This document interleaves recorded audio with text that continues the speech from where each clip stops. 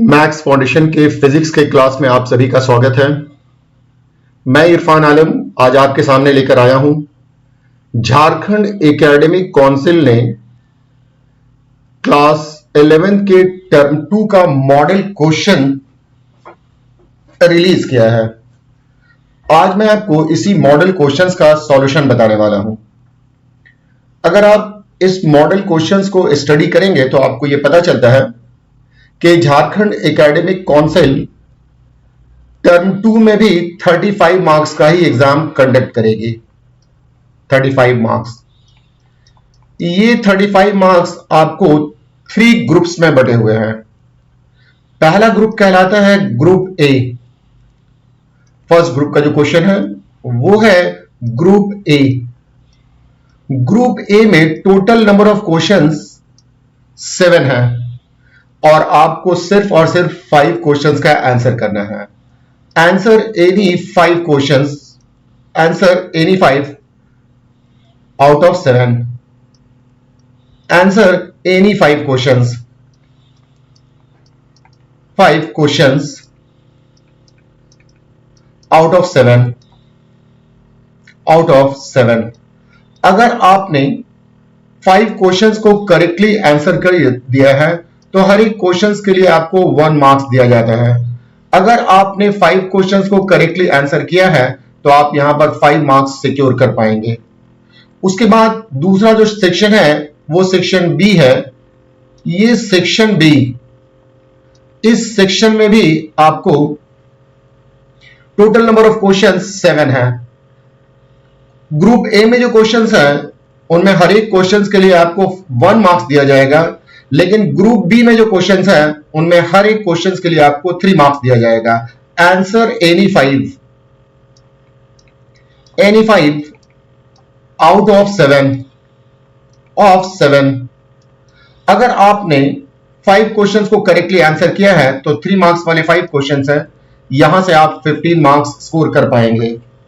तीसरा और आखिरी ग्रुप है जो ग्रुप कहलाता है group C. Group C, group C में टोटल नंबर ऑफ क्वेश्चंस 5 हैं और इसमें आपको सिर्फ और सिर्फ 3 क्वेश्चंस ही करना है। Answer any 3 out of 5, 3 out of 5, of 5। तो इस तरह से आप देखेंगे कि 5 मार्क्स के 3 क्वेश्चंस आप आंसर करेंगे तो आप यहां से 15 मार्क्स स्कोर कर पाएंगे। तो टोटल मार्क्स आप कैलकुलेट करेंगे तो ये टोटल मार्क्स आपको हो जाएगा 35। तो आइए मैं आपको ग्रुप वाइज क्वेश्चन सॉल्व करवाता हूं। आज मैं आपको ग्रुप ए और ग्रुप बी का क्वेश्चन सॉल्व करवाऊंगा। अगली क्लास में हम आपको ग्रुप सी का क्वेश्चन सॉल्व करवाएंगे।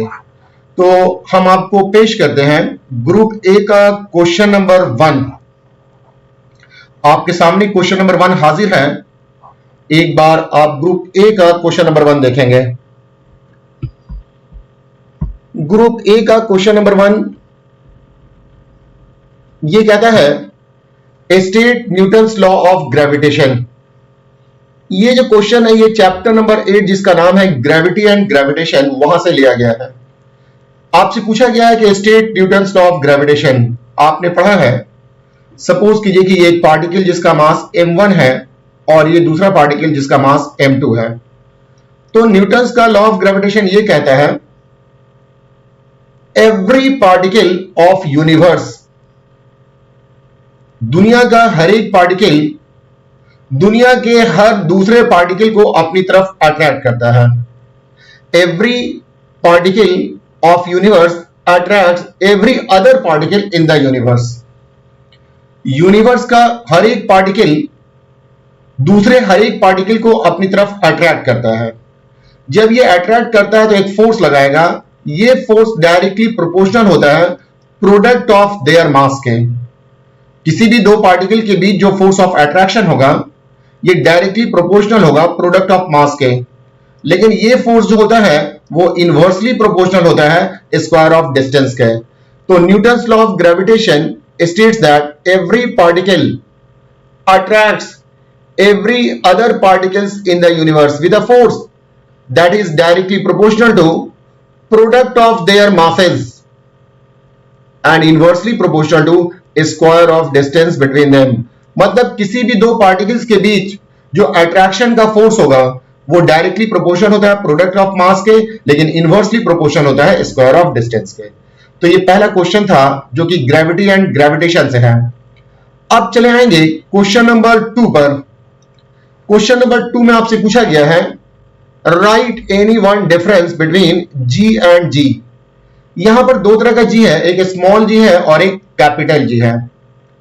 अगर आप ग्रेविटी एंड ग्रेविटेशन में देखेंगे तो ये दोनों जी इस्तेमाल किया जाता है। स्मॉल जी ये रिप्रेजेंट करता है एक्सीलरेशन ड्यू टू ग्रेविटी को, जबकि कैपिटल जी ये कहलाता है यूनिवर्सल ग्रेविटेशनल कांस्टेंट। तो हम लोगों को दो ही डिफरेंस लिखना है। तो पहला डिफरेंस हो गया, एक ही डिफरेंस लिखना है जी के बारे में, it is acceleration due to gravity, और ये दूसरा है it is universal gravitational constant. तो क्वेश्चन में हम लोगों से जितनी बातें पूछी जाए हम लोगों को उतना ही का जवाब देना है, उससे ज्यादा का जवाब देने की जरूरत नहीं है। अब आप चले आएंगे क्वेश्चन नंबर 3 पे। यहां पे आपसे पूछा गया है what are the types of questions, sorry what are the types of stress. तो ये जो क्वेश्चन है ये चैप्टर नंबर 9 से लिया गया है, और चैप्टर नंबर 9 का नाम है मैकेनिकल प्रॉपर्टीज ऑफ सॉलिड। यहां से क्वेश्चन लिया गया है। ये क्वेश्चन आपसे पूछा गया है right the types of stress. तो मेनली स्ट्रेस 3 तरह का होता है। एक को कहा जाता है लॉन्गिट्यूडनल और टेंसाइल स्ट्रेस, दूसरे को कहा जाता है वॉल्यूम स्ट्रेस और बल्क स्ट्रेस, और तीसरे को कहा जाता है शियर स्ट्रेस और टेंजेंशियल स्ट्रेस। सपोज कीजिए कि आपके पास कोई एक वायर है और इस वायर का एक किनारा आपने वॉल पर फिक्स कर दिया है। ये एक रॉड है और इसका किनारा आपने एक वॉल पर फिक्स कर दिया है। आपने इस डायरेक्शन में इस पर फोर्स लगाया है। ये फोर्स डिफॉर्मिंग फोर्स कहलाता है। इस फोर्स के अगेंस्ट में इस बॉडी पर आपको अंदर की तरफ एक फोर्स डेवलप हो जाएगा। ये फोर्स कहलाता है रेस्टोरिंग फोर्स। मान लिया जाए कि ये एरिया ए है, तो F डिवाइडेड बाई ए, ये जो आपको स्ट्रेस है इस स्ट्रेस को कहा जाता है लॉन्गिट्यूडनल स्ट्रेस। ये स्ट्रेस लॉन्गिट्यूडनल स्ट्रेस कहलाता है। अगर आप कोई एक स्फेरिकल बॉडी ले लेते हैं और स्फेरिकल बॉडी पर आप बाहर से इस पर फोर्स अप्लाई करते हैं, किसी कोई स्फेरिकल बॉडी है, मान लिया जाए कि ये बलून है, और आप बाहर से एक फोर्स अप्लाई करते हैं तो ये डिफॉर्मिंग फोर्स कहलाता है। अंदर से जो आपको एक फोर्स बाहर की तरफ लगेगा ये कहलाता है रेस्टोरिंग फोर्स। मान लिया जाए कि ये रेस्टोरिंग फोर्स जो है वो आपको ए एरिया पर काम कर रहा है, तो F डिवाइडेड बाई ए, ये जो फोर्स कहलाएगा, ये जो स्ट्रेस कहलाएगा, ये आपको वॉल्यूम स्ट्रेस कहलाएगा।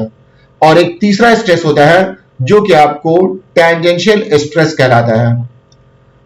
लॉन्गिट्यूडनल स्ट्रेस लेंथ के अलोंग लगता है, वॉल्यूम स्ट्रेस पूरे वॉल्यूम के अलोंग लगेगा, और एक स्ट्रेस कहलाता है शियर स्ट्रेस और टेंजेंशियल स्ट्रेस। सपोज कीजिए कि आपने एक क्यूबिकल शेप का कोई बॉडी लिया है और इस क्यूबिकल शेप के बॉडी को आपने ग्राउंडेड कर दिया है, मतलब इसका एक किनारा जो है, इसका जो बॉटम सरफेस है वो आपको ग्राउंड में फिक्स कर दिया है।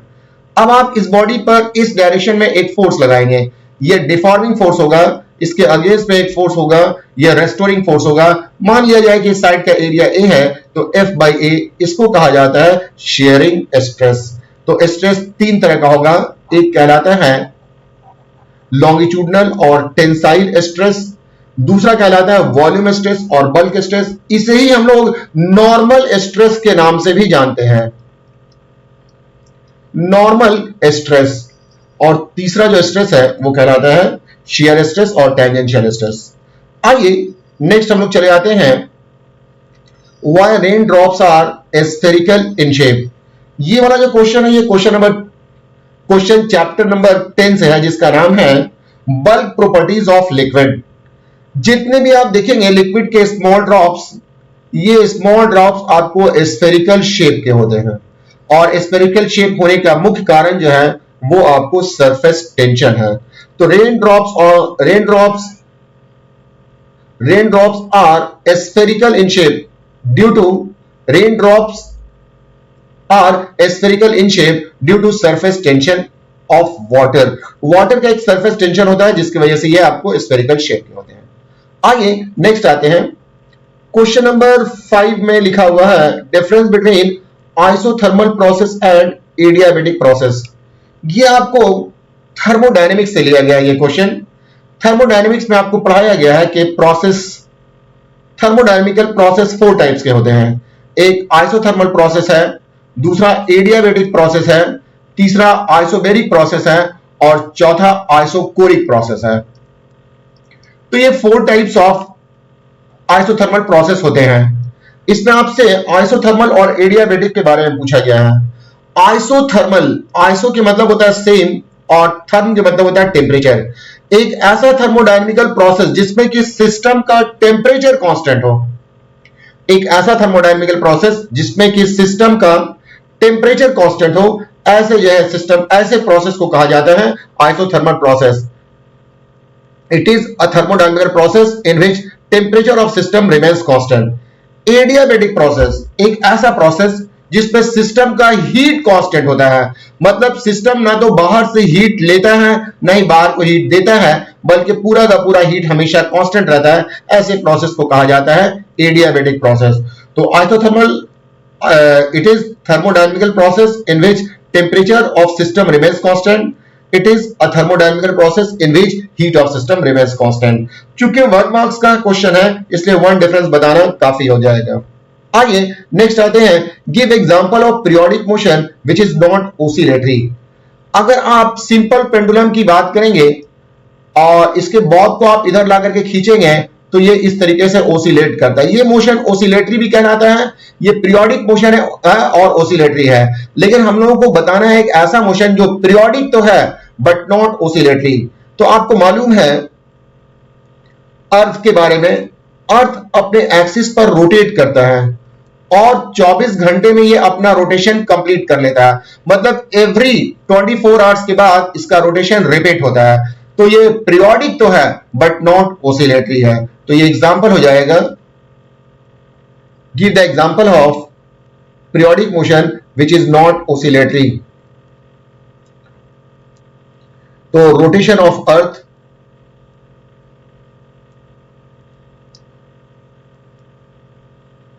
on its axis is periodic but not oscillatory. आइए नेक्स्ट हम लोग जाते हैं क्वेश्चन नंबर 7 की ओर। लिखा हुआ है define transverse wave motion. Transverse wave motion को डिफाइन करना है। देखेंगे define transverse wave motion. Wave motion 2 तरीके का होता है। अगर वेव इस तरीके से चल रहा हो कि जिस डायरेक्शन में वेव जा रहा है मीडियम का पार्टिकल उसी डायरेक्शन में वाइब्रेट करे, तो ऐसे वेव मोशन को कहा जाता है लॉन्गिट्यूडनल वेव मोशन। लेकिन अगर वेव आगे की तरफ जा रहा है और मीडियम का पार्टिकल वेव जिधर जा रहा है उसके परपेंडिकुलर वाइब्रेट करे, तो ऐसे वेव मोशन को कहा जाता है transverse wave motion. The wave motion in which vibration of particle of medium takes place perpendicular to the direction of propagation of wave is called transverse wave। जैसे light wave ये transverse wave है, इसमें wave जिधर travels करता है vibration उसके perpendicular होता है। तो आपने देख लिया ट्रांसवर्स वेव क्या है, ये समझ गए। तो ये था टोटल 7 क्वेश्चंस जो कि 1 मार्क्स का है, ये ग्रुप ए का है। हमारा आपको सजेशन यही होगा कि जब आप क्वेश्चन सॉल्व कर रहे होंगे तो पहले आप ग्रुप ए का क्वेश्चन सॉल्व करें और जब ग्रुप ए का क्वेश्चन सॉल्व करना कंप्लीट हो जाए तभी आप ग्रुप बी का क्वेश्चन सॉल्व करें। मान लिया जाए कि ग्रुप ए का 3 क्वेश्चंस का आपको आंसर मालूम है, टोटल आपको 5 आंसर्स करने हैं लेकिन आपको सिर्फ 3 का ही आंसर मालूम है। सपोज कीजिए कि क्वेश्चन नंबर 2 का आपको आंसर मालूम है, क्वेश्चन नंबर आपको 4 का आंसर मालूम है और क्वेश्चन नंबर 5 का। तो ये 2, 3, 4, 5 आप लिख दें और उसके बाद 6 और 7 का आपको आंसर नहीं मालूम है तो क्वेश्चन नंबर 6 और क्वेश्चन नंबर 7 का आप स्पेस छोड़ दें। थोड़ी देर के बाद अगर आपको याद आता है तो आप फिर उस क्वेश्चन को सॉल्व कर लें। हमारे कहने का तात्पर्य यह है कि एक ग्रुप के क्वेश्चंस को आप एक ही जगह सॉल्व करें। जब कोई एक ग्रुप का क्वेश्चन सॉल्व हो जाए तभी आप दूसरे ग्रुप की ओर बढ़ें, अदरवाइज मिक्स करके आप क्वेश्चन सॉल्व नहीं करें। ऐसा नहीं कि 2 क्वेश्चन मैंने ग्रुप ए का सॉल्व किया, फिर 3 क्वेश्चन ग्रुप बी का सॉल्व किया, फिर 1 क्वेश्चन ग्रुप ए का सॉल्व किया, तो ये सॉल्व करने का सही तरीका नहीं है। आइए अब ग्रुप बी में आते हैं। लिखा हुआ है right the expression for gravitational force acting between two masses m1 and m2 separated by a distance r. Write any 2 characteristics of gravitational force. तो अभी हम लोग ये 2 क्वेश्चन लिखने जाएंगे।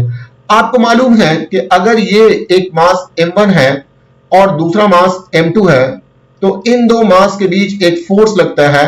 इस फोर्स को कहा जाता है ग्रेविटेशनल फोर्स, और ये ग्रेविटेशनल फोर्स का फॉर्मूला होता है Gm1 m2 divided by r square, जहां के G कहलाता है यूनिवर्सल ग्रेविटेशनल कांस्टेंट। तो मैंने इसको लिख दिया है, आप देखें। लिखा हुआ है gravitational force between two masses m1 and m2 kept at distance r is given as F is equal to Gm1 m2 by r square where G is universal constant। इसके साथ एक और क्वेश्चन भी है, और ये क्वेश्चन है characteristics of gravitational force. तो ग्रेविटेशनल फोर्स का पहला कैरेक्टर यह है कि यह हमेशा अट्रैक्टिव होता है।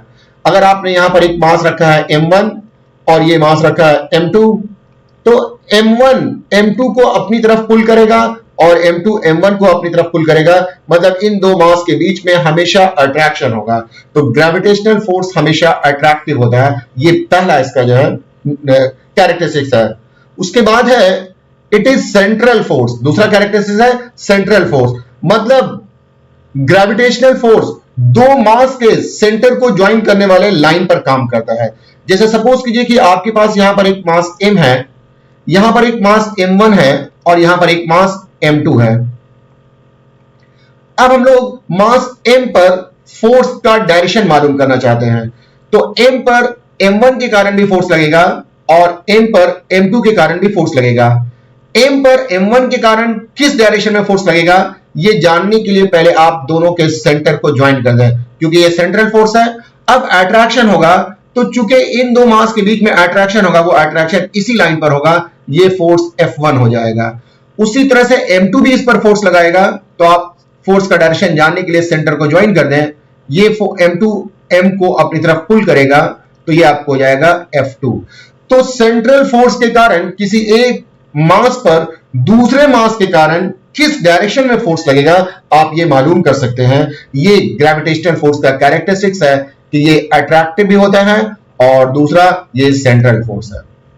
मैं समझता हूं कि आप बात समझ रहे होंगे। क्वेश्चन नंबर 8 तक अभी तक हम लोगों ने कंप्लीट कर लिया है। अब हम लोग चलते हैं स्ट्रेस वर्सेस स्ट्रेन कर्व पर। अगर मान लिया जाए कि आपने यहां पर एक वायर है और इस वायर में एक पेन लटका दिया है, और इसके बाद आप इस पर धीरे धीरे लोड रखते जा रहे हैं, तो इस लोड के कारण इस वायर में स्ट्रेस पैदा होगा और इस स्ट्रेस के कारण इसका लेंथ इंक्रीज करेगा। Change in length divided by initial length, इसको स्ट्रेन कहा जाता है। तो स्ट्रेस और स्ट्रेन के बीच हम लोगों को ग्राफ दर्शाना है। अगर आप स्ट्रेस और स्ट्रेन का ग्राफ बनाइएगा स्टील वायर के लिए, तो आपको इस तरह का ग्राफ आएगा। Mark clearly yield point and breaking point. इसमें बहुत सारे पॉइंट दिखाए गए हैं, लेकिन ये जो पॉइंट ई आपको दिखाया जा रहा है, इस पॉइंट का नाम है यील्ड पॉइंट। अगर इस पॉइंट पर आप वायर को अनलोड कीजिएगा, तो ये अपना इनिशियल लेंथ रीगेन कर लेता है। लेकिन अगर इस पॉइंट के बाद आपने लोड को बढ़ाया है, तो यहां से प्लास्टिक डिफॉर्मेशन शुरू हो जाता है। मतलब अगर आपने ई और डी के बीच किसी पॉइंट सी पर वायर को अनलोड करना शुरू किया, तो यह वायर अपना इनिशियल लेंथ रीगेन नहीं कर पाता है। तो पॉइंट ई के पहले वायर अपना लेंथ रीगेन कर लेगा और ई के बाद नहीं हो जाएगा। तो ये जो रीजन है, ये प्लास्टिक डिफॉर्मेशन कहलाता है और पॉइंट ई को कहा जाता है यील्ड पॉइंट। जब आप धीरे धीरे लोड बढ़ाएंगे, तो एक समय ऐसा आएगा कि पॉइंट डी पर जब आप पहुंच जाते हैं और आप लोड को कम करते हैं, तो उसके बाद भी स्ट्रेन प्रोड्यूस होता है और यहां पर आकर के वायर टूट जाता है। इसे फ्रैक्चर पॉइंट या ब्रेकिंग पॉइंट के नाम से जाना जाता है। तो मैंने ये ग्राफ बना दिया है, ये एक्स एक्सिस है, और ये y एक्सिस है, x एक्सिस पर स्ट्रेन लिया गया है, y एक्सिस पर स्ट्रेस, उसका ग्राफ इसी तरह का होगा। yield point, the point E on the graph is yield point. This is the point at which material starts to deform plastically. उसके बाद breaking point, the point D on the graph is called ultimate tensile strength. Beyond this point additional strain is produced, even reducing the stress, and finally fracture occurs at it. This is called breaking point. तो ये breaking point है। यही दो point के बारे में आपसे पूछा गया था। आइए नेक्स्ट हम लोग आते हैं। अगला जो क्वेश्चन है ये भी आपको बल्क प्रॉपर्टीज ऑफ लिक्विड से है। इसमें क्वेश्चन में बताया गया derive the expression for excess pressure inside a liquid drop. आइए अगर मान करके चलिए कि आपने इस तरह का एक शेप लिया है, ये सोप बबल है, इसमें अंदर भी एयर है, अंदर भी एयर है और बाहर भी एयर है। तो ऐसे बबल को हम लोग कहते हैं सोप बबल। लेकिन जब आप कोई एक कंटेनर लेते हैं और इस कंटेनर में आप कोई लिक्विड ले रहे हैं और उसके बाद एक पाइप लेते हैं और पाइप से एयर ब्लो करते हैं, तो अंदर में आप देखेंगे बबल तैयार होता है। इस बबल को कहा जाता है लिक्विड ड्रॉप, इसको कहा जाता है एयर बबल। वो था सोप बबल और ये एयर बबल। अगर आप लिक्विड का कोई ड्रॉप लिया है तो इसे कहा जाता है लिक्विड ड्रॉप। तो तीन तरह का चीज है, एक सोप बबल जिसमें अंदर भी एयर और बाहर भी एयर, एक दूसरा है एयर बबल जिसमें अंदर में एयर है और बाहर में लिक्विड है, और एक अंदर में लिक्विड है और बाहर में एयर है, इसको कहा जाता है लिक्विड ड्रॉप। तो हम लोगों को लिक्विड ड्रॉप के अंदर कितना प्रेशर है हम लोगों को यह मालूम करना है। तो आइए देखेंगे, ये डायग्राम आपको बनाया गया है। ये एक लिक्विड ड्रॉप है।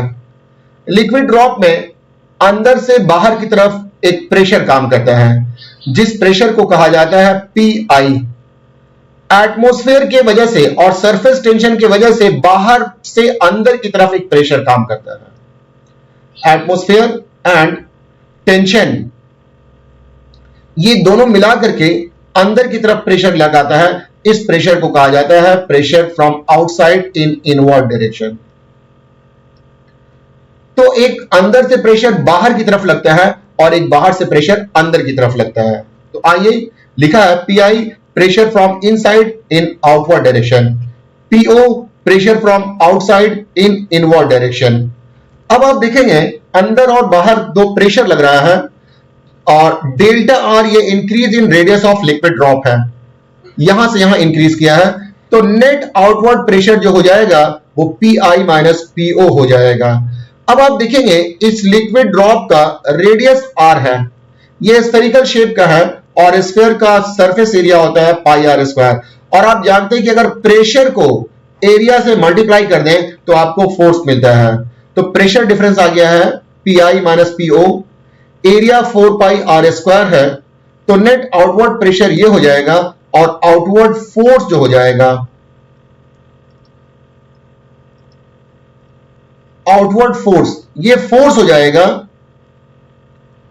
PI minus PO into 4 pi R square. ये आउटवर्ड फोर्स हो गया है। अगर आप फोर्स को डिस्प्लेसमेंट से मल्टीप्लाई कर देते हैं तो आपको वर्क डन मिल जाता है। इस फोर्स के कारण इस लिक्विड ड्रॉप का रेडियस dr से इंक्रीज कर गया है। तो नेट वर्क डन हो जाएगा force into increase in distance, तो ये आपको PI minus PO 4 pi R square हो जाएगा। ये हम लोगों ने वर्क डन निकाला है। अगर आप इस तरीके से वर्क डन निकालते हैं तो इस वर्क डन को कहा जाता है वर्क डन बाई एब इनिशियो। एकदम शुरुआत से आप वर्क डन निकाल रहे हैं, स्क्रैच से आपने वर्क डन निकाला है। सरफेस टेंशन में वर्क डन का एक और फॉर्मूला होता है कि surface tension into increasing surface area. अगर सरफेस टेंशन को इंक्रीज इन सरफेस एरिया से मल्टीप्लाई कर दिया जाए तो फिर आपको वर्क डन मिल जाएगा। आप देखेंगे शुरू में ये जो लिक्विड ड्रॉप है तो इसका सरफेस एरिया था 4 pi R square, spherical shape का है। तो शुरू में इसका सरफेस एरिया था 4 पाई R स्क्वायर। लेकिन अगर आप देखेंगे अब इसके बारे में, तो अब इसका रेडियस r से इंक्रीज, डेल्टा r से इंक्रीज कर दिया है, तो अब इसका एरिया हो जाएगा 4 pi r plus delta r इसका होल स्क्वायर। तो इस तरह से ये फाइनल एरिया है और ये इनिशियल एरिया है। अगर आप फाइनल एरिया को इनिशियल एरिया से माइनस कर देंगे तो आपको ये चेंज इन सरफेस एरिया मिल जाएगा। तो आप देखेंगे 4 pi r plus delta r, ये final area minus initial area, simplify करेंगे।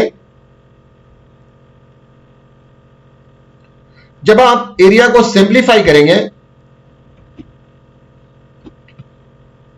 ये a plus B whole square के फॉर्म में है, तो इसका हो जाएगा a square plus B square plus 2ab, और ये पहले से 4 पाई r स्क्वायर था, तो ये 4 pi r square delta r,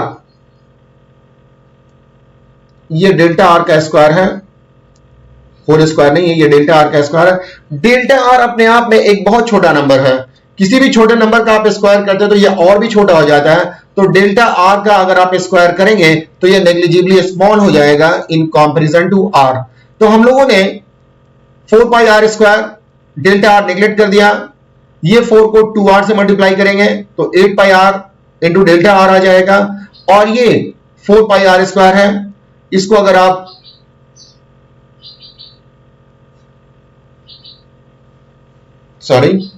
थोड़ा सा मिस्टेक है, आइए मैं इसको इधर साइड से करके दिखाता हूं। फाइनल सरफेस एरिया है 4 pi r plus delta r इसका whole square, initial surface area है 4 पाई r स्क्वायर। अब आप इसे एक्सपैंड कर दें तो ये हो जाएगा r square plus delta r square plus 2 into r into delta r, ये a plus B whole square है, और माइनस 4 पाई r स्क्वायर। अब आप इस 4 पाई को इसे आप लिख सकते हैं 4 पाई r स्क्वायर। मैंने बताया कि डेल्टा r बहुत छोटा होता है, इसका स्क्वायर करने पर और छोटा हो जाएगा, तो r square plus 2 into r into delta r लिखेंगे, माइनस 4 पाई r स्क्वायर। अब आप इसे देखेंगे 4 पाई r स्क्वायर को मल्टीप्लाई करेंगे तो ये 4 पाई r स्क्वायर मिलेगा, प्लस 4 पाई को 2 से मल्टीप्लाई करेंगे तो 8 पाई r into delta r minus 4 pi r square हो जाएगा। 4 पाई r स्क्वायर कैंसिल हो जाएगा, तो ये आपको मिल जाएगा 8 पाई r इंटू डेल्टा r, ये इंक्रीज इन सरफेस एरिया है। देखिए ये दिखाया गया, यहां पर कुछ प्रिंटिंग मिस्टेक था, जाने दीजिए उसको, आप इसको देख लीजिए। तो आंसर अल्टीमेटली यही आ जाएगा 8 पाई r इंटू डेल्टा r। अब चले हम लोग जानते हैं वर्क डन होता है surface tension into increase in area. Liquid drop का सरफेस टेंशन T है और इंक्रीज इन एरिया है 8 पाई r इंटू डेल्टा r। तो पहले जो हम लोगों ने वर्क डन निकाला था वो बेसिक कॉन्सेप्ट से निकाला था, जिसमें कि जो है वर्क डन का डेफिनेशन होता है फोर्स इनटू डिस्प्लेसमेंट, और फिर मैंने आपको जो है वर्क डन निकाला है ये सरफेस टेंशन के कॉन्सेप्ट से, जिसमें कहा जाता है कि surface tension into increase in surface area. Real में दोनों का दोनों वर्क डन ही है, लेकिन दोनों को डिराइव करने का तरीका अलग अलग है, इसलिए हम लोग दोनों को इक्वेट कर देंगे। जब आप दोनों को इक्वेट कर देंगे तो आप देखेंगे लेफ्ट साइड में डेल्टा आर है, ये डेल्टा आर और डेल्टा आर कैंसिल हो जाएगा। ये 4 पाई है, 4 पाई 8 पाई को कैंसिल कर देगा, या आर स्क्वायर एक आर कैंसिल हो जाएगा, तो पी आई माइनस पीओ ये 2t बाई आर हो जाएगा। यही आपको एक्सेस प्रेशर है इनसाइड लिक्विड ड्रॉप। ये पी आई ये इनसाइड है प्रेशर है, और पीओ जो कि एटमॉस्फेयर की वजह से है, एटमॉस्फेरिक प्रेशर है, तो internal pressure plus minus atmospheric pressure ये 2tr होता है। ये this is the expression for excess pressure inside liquid drop. तो मैं समझता हूं कि जो है आप यहां तक बात समझ रहे हैं। आइए नेक्स्ट हम लोग चले आते हैं क्वेश्चन नंबर 11 पे। क्वेश्चन नंबर 11 पे आप आ जाएंगे। क्वेश्चन नंबर 11 जो कि आपको चैप्टर नंबर 14 से दिया हुआ है, जिसका नाम है स्मॉल ओसिलेशन। ये है what is simple pendulum, right an expression for time period of simple pendulum, what is effective length of simple pendulum of second pendulum. आइए समझते हैं हम लोग इसको। सपोज कीजिए कि आपके पास ये एक सीलिंग है और ये एक रिजिड सीलिंग है। यहां से आपने एक, फिर से देखते हैं, आइए, ये हमारे पास एक स्फेरिकल बॉडी है। इसकी 3 प्रॉपर्टीज है। पहला है, ये हेवी पॉइंट मास है, हेवी पॉइंट मास। इसको हम लोगों ने एक थ्रेड से सस्पेंड किया है। इस थ्रेड के पास 3 प्रॉपर्टीज है। पहली, ये मासलेस है। दूसरा, ये टॉर्शनलेस है। और तीसरा, ये इनएक्सटेंसिबल है। इसे हम लोगों ने एक रिजिड सपोर्ट से सस्पेंड कर दिया है। ये कहलाता है रिजिड सपोर्ट। अब आप इसे इस तरफ से पुल कर लें और छोड़ दें तो ये इस तरीके से ओसिलेट करेगा। इसी को कहा जाता है simple pendulum. If a heavy point mass is suspended from a massless, torsionless, inextensible thread by a rigid support so that it can oscillate freely, such a system is called simple pendulum। तो लिखा हुआ है, simple pendulum को define कर दिया गया है। If a heavy point mass is suspended from a massless, torsionless and inextensible thread by a rigid support so that it can oscillate freely is called simple pendulum। उसके बाद आप देखेंगे कि ये जो पॉइंट है, जब पेंडुलम का बॉब यहां से यहां जाएगा और फिर यहां से यहां जाएगा, तो ये जो पॉइंट है ये एक्सट्रीम पॉइंट कहलाता है। ये भी पॉइंट एक्सट्रीम पॉइंट कहलाता है और ये मीन पोजीशन कहलाता है।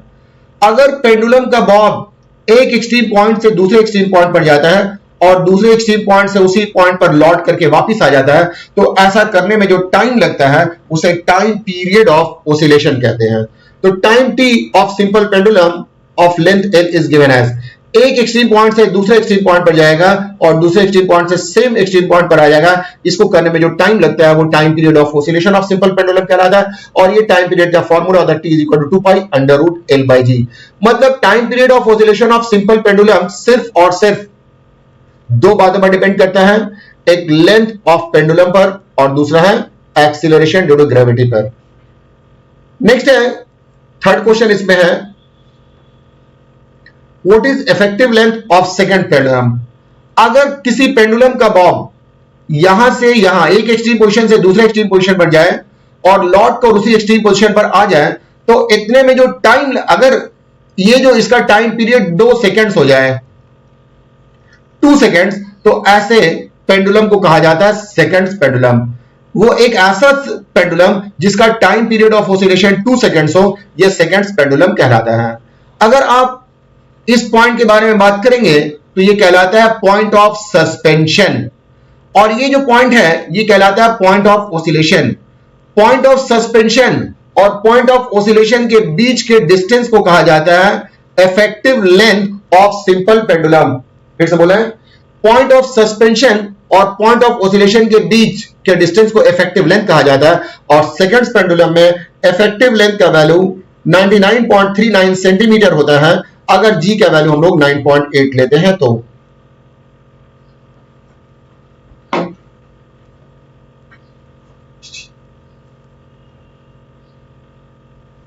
आइए, तो ये था आपको क्वेश्चन नंबर 11, जिसमें सिंपल पेंडुलम क्या है, इसके लिए क्या एक्सप्रेशन है, इसका इफेक्टिव लेंथ क्या होता है।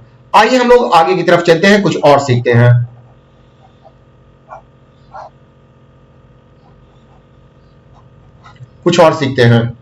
क्वेश्चन नंबर हम लोग चलते हैं,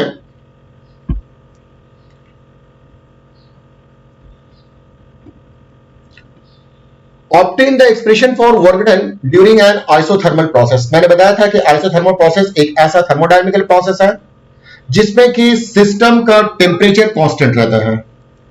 तो उस कांस्टेंट टेम्परेचर में गैस के द्वारा जो वर्क डन होता है, उस वर्क डन के लिए क्या एक्सप्रेशन होगा वो हम आपको बताना चाहते हैं। हम लोगों ने ये एक सिलेंडर लिया है और ये सिलेंडर फिटेड विद पिस्टन। इसके अंदर n नंबर ऑफ मोल्स है। पिस्टन का जो एरिया है, एरिया ऑफ क्रॉस सेक्शन, ये A है। इसका गैस का प्रेशर P, वॉल्यूम V और टेम्परेचर T है। लिख दिया है, let n moles of an ideal gas is taken in a cylinder at pressure P, volume V and temperature T. Cylinder is fitted with a piston. एक cross sectional area of piston है, एक force acting on piston है. ये gas के कारण इस piston पर एक फोर्स लगेगा और ये फोर्स F है. dW small amount of work done by the gas to displace the piston by dx. ये जो फोर्स लग रहा है उस फोर्स के कारण मान लिया जाए कि पिस्टन dx से डिस्प्लेस हो गया है. तो आपने प्रेशर के बारे में पढ़ा है, प्रेशर जो होता है वो फोर्स बाय एरिया होता है. तो फोर्स इज इक्वल टू हो जाएगा प्रेशर इनटू एरिया. तो इस तरह से आप देखेंगे कि प्रेशर को एरिया से मल्टीप्लाई कर देंगे तो आपको फोर्स मिल जाता है. तो यहां पर वर्क डन का फॉर्मूला होता है फोर्स इनटू डिस्प्लेसमेंट. तो ये वर्क डन dw है, फोर्स F है और डिस्प्लेसमेंट dx है. अभी मैंने आपको बताया कि F is equal to P into A होता है. ये P इंटू हो गया. ए आप देखेंगे ये पिस्टन का क्रॉस सेक्शनल एरिया है और यहां से यहां पिस्टन डिस्प्लेस किया है dx से. मतलब ये हुआ कि ये पिस्टन का आप देख रहे हैं ये सर्कुलर शेप है, इस पर जो फोर्स लग रहा है ऊपर की तरफ ये फोर्स है F, ये बराबर है P इंटू ए. इस फोर्स के कारण पिस्टन डिस्प्लेस हो गया है और ये जो डिस्प्लेसमेंट हुआ है वो dx से हुआ है. तो आप देखेंगे वर्क डन जो हो जाएगा वो P इंटू dw जो हो जाएगा वो F इंटू dx हो जाएगा. F के मतलब P इंटू ए इंटू dx. अब आप गौर करेंगे इसका जो सरफेस एरिया है वो A है और यहां से यहां तक का लेंथ जो है वो आपको dx है. तो cross sectional area into length, ये है क्रॉस सेक्शनल एरिया और ये है length. Cross sectional area into length ये वॉल्यूम कहलाता है. तो P dv हो जाएगा. तो ये P dx, P a dx जो है आपको, ये a dx को हम लोग लिख सकते हैं P into dv. Since a dx ये बराबर होगा dv के, तो dw is equal to P dv हो गया. ये small amount of work done है. अब इसी वर्क डन को हम लोगों को लार्ज बनाना है. तो आपको बताया है कि अगर स्मॉल से लार्ज बनाना हो तो बेस्ट मेथड हमारे पास स्मॉल से लार्ज बनाने का है इंटीग्रेशन. तो अब हम लोग इसे इंटीग्रेट कर देंगे. तो दोनों तरफ से इंटीग्रेट कर देंगे. dw is equal to P dv. अब दोनों तरफ इंटीग्रल का साइन लगा दिया है, ये P dv. अब आप इस इक्वेशन में देखेंगे ये आइसोथर्मल प्रोसेस है.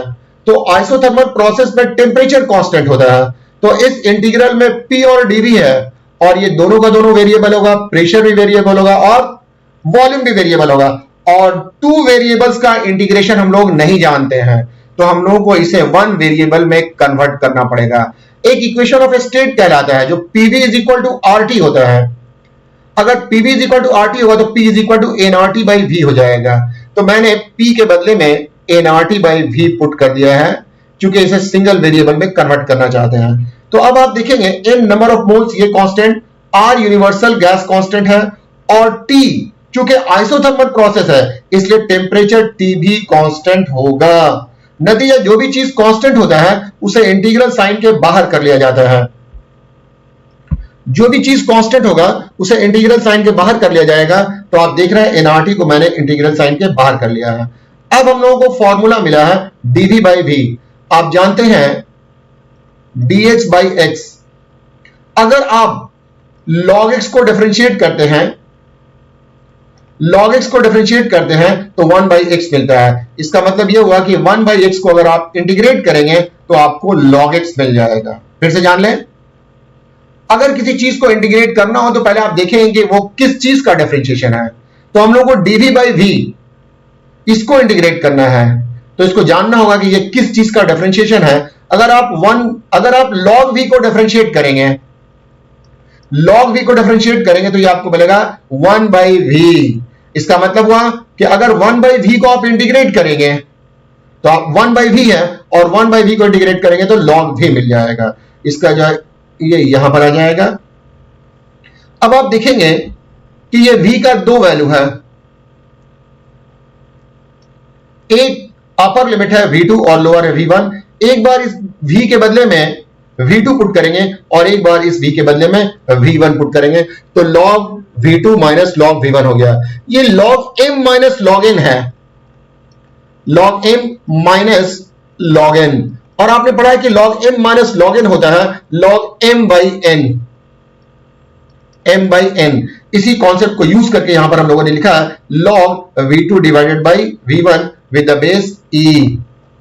आइए और आगे देखते हैं।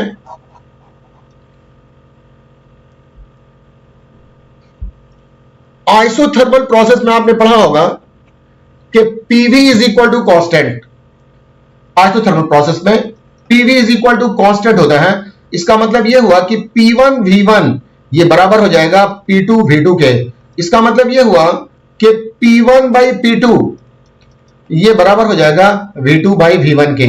मतलब V2 बाई V1 के बदले में P1 बाई P2 जो है हम लोग लिख सकते हैं। तो आप देखेंगे P2 बाई V1, तो यहां पर आप इस इक्वेशन में V2 बाई V1 के बजाय P1 बाई P2 लिख देंगे, तो ये भी वर्क डन का फॉर्मूला हो गया ड्यूरिंग आइसोथर्मल प्रोसेस। तो आइसोथर्मल प्रोसेस में वर्क डन का दो फॉर्मूला, अगर आप वॉल्यूम के टर्म्स में लिखना चाहेंगे तो W is equal to nRT log V2 minus V1 ये हो जाएगा, और अगर आप प्रेशर के टर्म्स में लिखना चाहेंगे तो आपको वर्क डन का ये फॉर्मूला हो जाएगा। मैं उम्मीद करता हूं कि आप ये सब बात समझ रहे होंगे। आइए तो नेक्स्ट हम लोग क्वेश्चन नंबर 13 में आते हैं।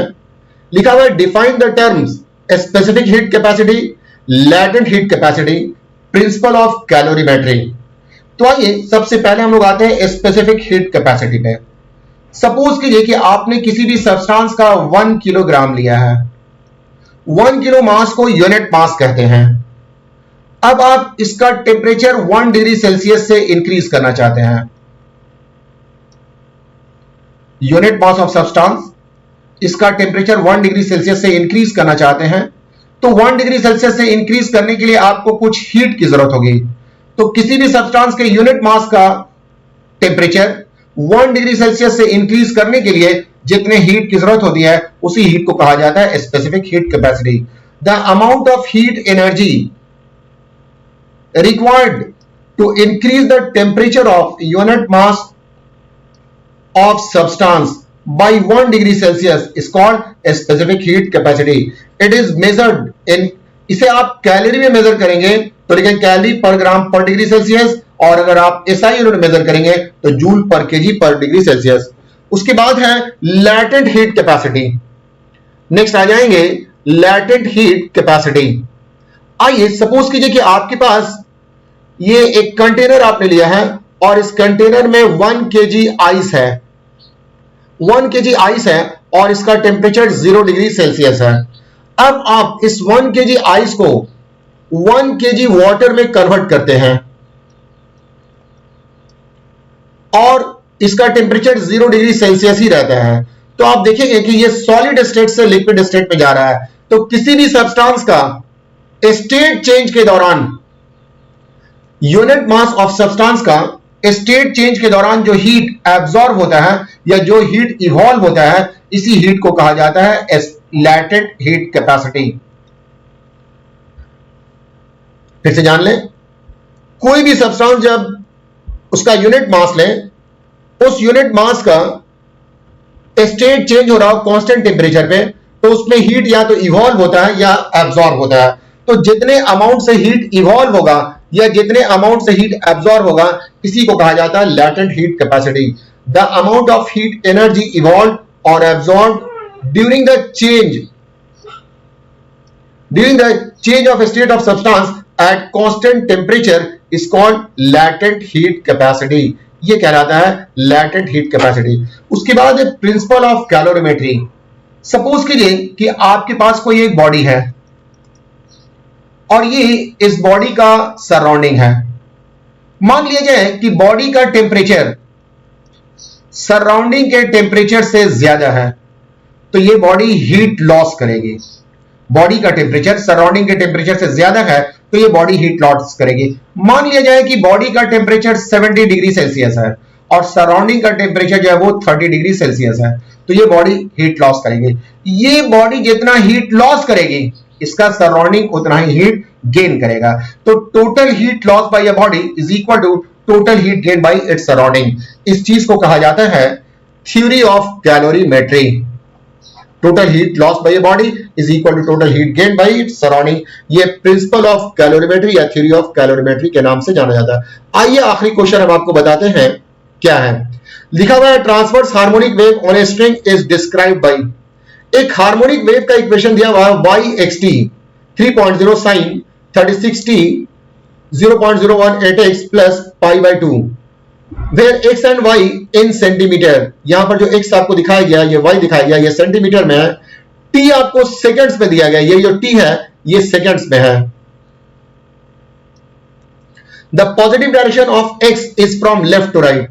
अगर आप लेफ्ट से राइट की तरफ जाते हैं तो ये पॉजिटिव डायरेक्शन को दर्शाता है। व्हाट इज एम्पलीट्यूड, आपसे पूछा गया है कि इस वेव का एम्पलीट्यूड क्या है।